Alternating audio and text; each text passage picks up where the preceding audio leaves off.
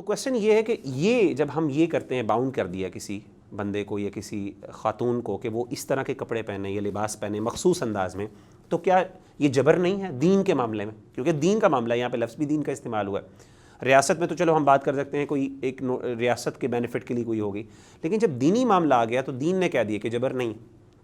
تو یہ جو کانٹرڈکشن ہے، جو بظاہر کانٹرڈکشن ہمیں نظر آتی ہے، اس کا کیا حل ہے اور اس کا کیا جواب ہے؟ دیکھیں، شاہزیب خان زادہ صاحب نے بھی اپنی ویڈیو میں، جو ان کی ویڈیو وائرل ہوئی ہے، چھوٹے چھوٹے کلپس سے وہ خود انہوں نے ٹویٹر پہ عام کیے، اس میں انہوں نے یہ قرآن مجید کی آیت کو کوٹ کیا، لیکن ظاہری بات ہے یہ انہوں نے مس کوٹ کیا اس کو، کیونکہ اس کا معنی یہ ہے کہ دین کو اختیار کرنے میں جبر نہیں ہے، یعنی کسی کو آپ زبردستی مسلمان نہیں بنا سکتے، لیکن اس کا مطلب یہ نہیں ہے کہ دین کے اندر آپ کی کوئی پابندی نہیں ہے۔ دیکھیں، قانون تو پابندی کا نام ہے، چاہے دنیا کا قانون ہو، وہ کیا ہے؟ ایک پابندی ہے، ٹھیک ہے؟ آپ نے ٹریفک لائٹ کے اوپر جو ہے وہ رکنا ہے، یہ کیا ہے؟ پابندی ہے، جبر ہے نا، کہ ریڈ لائٹ ہوگی تو آپ یہ جبر نہیں ہے تو اور کیا ہے؟ تو قانون تو ہوتا ہی جبر ہے، چاہے وہ دنیاوی قانون ہو، چاہے وہ جو ہے وہ شرعی قانون ہو، اس میں پابندی تو ہوتی ہے، پابندی کے بغیر تو قانون کا کوئی کانسیپٹ ہی نہیں ہے، وہ قانون ہی کیا جس میں پابندی نہ ہو۔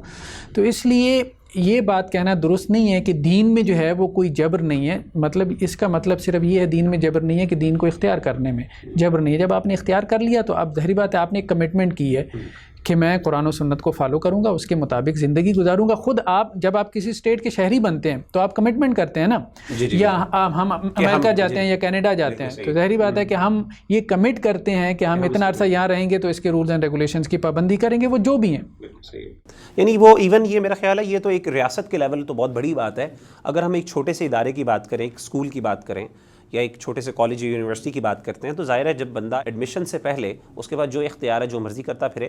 لیکن جب وہ یونیورسٹی کے اندر آ جاتا ہے، اس کے اندر ایڈمیشن لے لیتا ہے، تو وہ پھر باؤنڈ ہے سرٹن ریگولیشنز اور رولز ہے کہ وہ اپنی مرضی نہیں کر سکا ایک حد سے زیادہ۔ ایسے ہی ہے، تو بالکل دین اسلام میں بھی ایسے ہی ہے، آپ نے نماز پڑھنی ہے، آپ نے زکوٰۃ دینی ہے، ٹھیک ہے؟ اسی طرح سے معاملہ یہ ہے کہ کچھ رولز اینڈ ریگولیشنز ہیں، آپ نے ان کی پابندی کرنی ہے۔